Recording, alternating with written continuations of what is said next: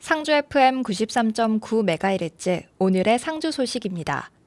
쇼카콜라라고 들어보셨나요? 코카콜라와 이름이 비슷하지만 실제로는 전혀 관계없는 초콜릿의 한 종류인데요. 2차 세계대전이 치열해지던 시절 독일 공군 폭격기 승무원들은 경무에 시달렸습니다. 계속되는 출격에 지쳐서 졸기도 일쑤였는데요. 진한 커피에도 쉽게 정신 차리기 힘들어서 독일 공군은 피로에 지친 폭격기 승무원을 정신 차리게 할 음식을 제공했습니다. 바로 커피와 초콜릿, 콜라를 합쳐놓은 식품 쇼카콜라인데요. 독일어로 초콜릿을 뜻하는 쇼콜라데, 커피를 뜻하는 카페, 그리고 열매 이름인 콜라를 합쳐서 만든 단어입니다. 이 쇼카콜라는 카페인이 풍부해서 각성 효과가 높았는데요. 잠을 쫓는 것은 물론 정신적, 육체적으로도 어느 정도 긴장감을 높일 수 있었고요. 여기에 맛까지 좋아서 전투를 앞둔 장병들에게 인기가 높았습니다. 병사들 사이에서 이 쇼카콜라의 선호도가 높아지면서 보급 범위도 넓어졌는데요. 처음엔 공군과 특수부대에만 지급했지만 이후 독일군은 대규모 전투를 앞둔 보병들에게도 이 쇼카콜라를 보급했습니다. 하지만 이렇게 인기가 높았음에도 불구하고 독일의 폐색이 짙어지면서 쇼카콜라는 점차 절망의 식품으로 바뀌었습니다.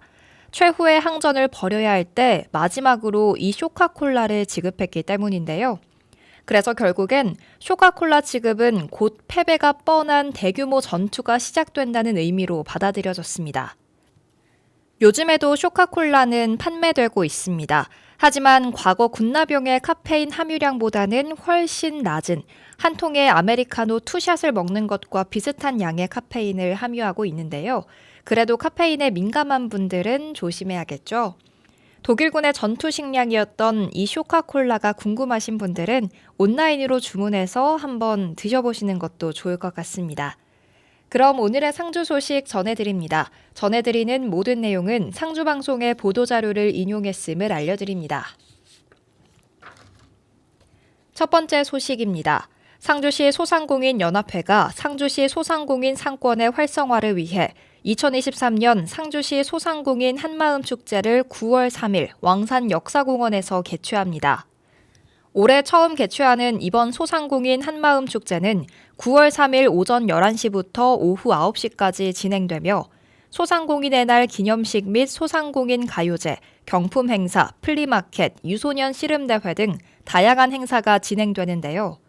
이번 행사는 그동안 소상공인 상가를 이용해준 고객에게 감사하는 마음을 담아 행사 기간 동안 상주시 소상공인 연합회 회원 점포, 당일 플리마켓에서 10,000원 이상 구매한 고객에게 양문형 냉장고, TV, 세탁기를 비롯한 각종 경품을 준비했으며 당일 플리마켓은 굿즈 판매 부스, 안전체험 부스, 푸드트럭 등 총 40여 개소의 다양한 부스를 운영합니다. 이외에도 소상공인 가요제, 상주시장기 유소년 씨름대회, 지역 예술인 및 초청가수 축하 공연 등 시민과 소상공인이 함께 즐길 수 있는 다양한 프로그램이 준비되어 있습니다. 다음 소식입니다. 상주중앙시장이 2023년 문화관광형 시장 육성 사업의 일환으로 수확의 계절 가을을 맞이해 가을맞이 동행축제를 개최합니다. 9월 4일부터 10월 24일까지 상주시 유치원, 초등학교 11개 교육기관에 총 323명의 어린이가 참여하는 상주중앙시장 어린이 장보기 행사가 진행되는데요. 온누리 상품권 10,000원과 휴대용 장바구니를 증정하고 중앙시장 스탬프 투어로 어린이들에게 전통시장 쇼핑에 재미를 더했습니다. 또 9월 17일은 오미가미 전단 행사를 진행해 중앙시장의 추석 선물 세트를 선보이고 다양한 제수용품을 합리적인 가격으로 판매하며 2만 원 이상 영수증 고객은 1등 금 한돈 등 경품 행사에 참여할 수 있습니다. 9월 20일부터 22일까지는 상주중앙시장 추석맞이 한마당 축제로 민속놀이, 도전 골든벨 OX, 깜짝 경매 행사가 진행될 예정이며 3일 동안 시장 골목 노래자랑을 통한 시민 축제회장을 마련하고 9월 22일엔 개그맨 이용식을 초청해 노래자랑 본선이 진행됩니다. 이번 행사는 중소기업 소상공인 제품 판매 촉진 행사이자 경제활력 제고를 위해 중소벤처기업부 주관으로 전국 1,800여 개 전통시장 및 상점가가 동참해 진행하는 함께하면 대박나는 2023 동행축제의 일환입니다. 다음 소식입니다. 상주시가 탄소 중립과 기후변화에 대응하는 선도도시로 거듭나기 위해 상반기에 이어 9월 4일부터 15일까지 노후 경유차 조기 폐차 지원 사업 신청을 추가로 받습니다. 상주는 올해 국도비 20억 원의 예산으로 조기 폐차 지원 사업을 추진하고 있는데요. 상반기 지원 대상자 중 포기자 및 탈락자가 발생함에 따라 400여 대에 대해 추가 접수하기로 했습니다. 지원 대상은 상주시에 6개월 이상 연속해 등록된 배출가스 4, 5등급 경유 자동차, 2009년 8월 31일 이전 배출 허용 기준을 적용해 제작된 도로용 3종 건설기계 및 티어 1 이하의 엔진을 탑재한 지게차, 굴착기로 정부 지원을 통해 배출가스 저감 장치를 부착하거나 저공해 엔진으로 개조한 사실이 없어야 합니다. 지원금은 차종 및 연식에 따라 보험개발원이 산정한 분기별 차량 기준가액의 지원료를 공급한 금액으로 총 중량 3.5톤 미만과 이상으로 구분해 차종, 연식에 따라 차등 지급되는데요. 폐차 이후 배출가스 1, 2등급 차량 구매 시 차량 구매 보조금이 추가로 지원되며 무공해 차량인 전기차 또는 수소차를 신규 구매하는 경우 상한액 내에서 50만 원이 추가로 지급됩니다. 다음 소식입니다. 상주시가 청소년 수련관에서 중대재해 예방을 위한 관리 감독자 및 담당자 위험성 평가 교육을 실시했습니다. 위험성 평가는 사업장 내 유해, 위험 요인을 사전에 발견하고 위험 요인의 감소 대책을 수립 실행하여 산업재해를 예방하는 제도인데요. 이날 교육에서는 고용노동부 지정 안전관리 전문기관인 대구 경북 산업안전본부 전문가가 강사로 나서 위험성 평가의 개요 및 절차와 재해 유형별 위험성 평가 사례 등을 설명했습니다.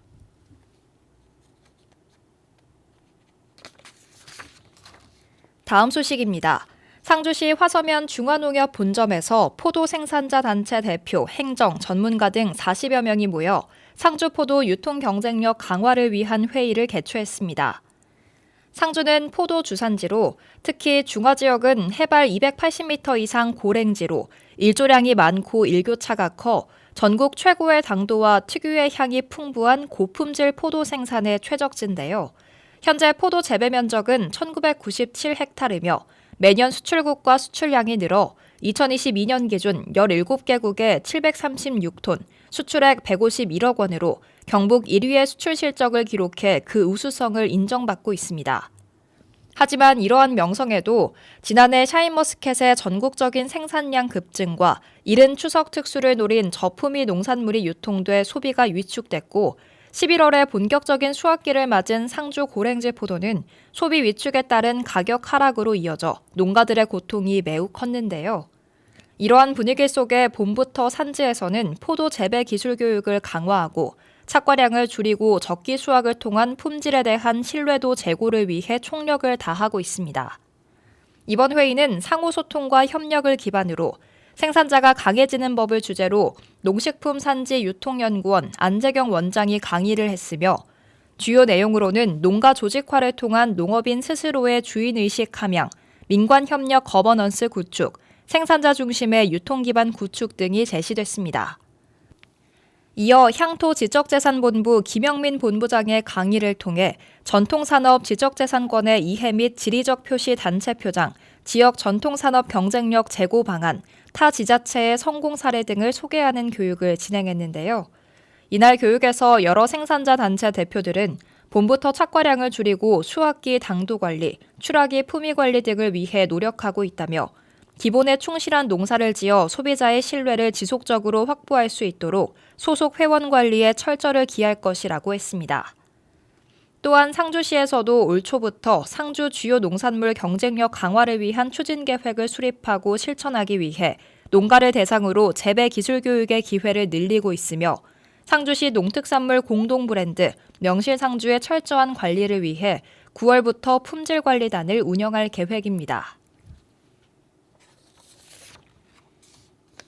다음은 읍면동 소식입니다. 상주시 청리면과 김천시 계령면은 청리면 행정복지센터에서 기부문화의 성공적인 정착 및 지역 상호 간의 상생 발전을 위한 고향사랑 기부금 상호 기부를 추진했습니다.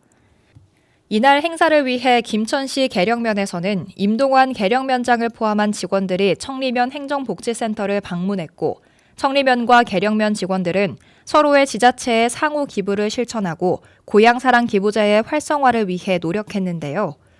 또 청리면과 계령면은 열악한 지방 재정을 확충하기 위한 방안 및 경제 활성화를 위한 정보를 상호 공유하고 지방 소멸 시대를 맞이한 지자체 간의 상생 방안 등에 대해 논의하는 뜻깊은 시간을 가졌습니다. 공건면 지역사회보장협의체는 관내 취약계층 5가구를 방문해 행복한 반찬 꾸러미를 전달했습니다. 행복한 반찬 꾸러미 사업은 공건면 특화 사업 중의 하나로 직접 반찬을 만들어 먹기 어려운 독거노인 및 저소득층 가구를 대상으로 다양한 국과 반찬을 제공해 건강한 식생활과 안부를 확인하는 사업인데요. 매월 5가구를 선정해 연간 50가구에 대해 지원하고 있습니다. 이상으로 오늘의 상주 소식 마칩니다. 끝으로 멜로디의 Just Say Hello 들려드립니다. 함께해 주신 여러분 고맙습니다.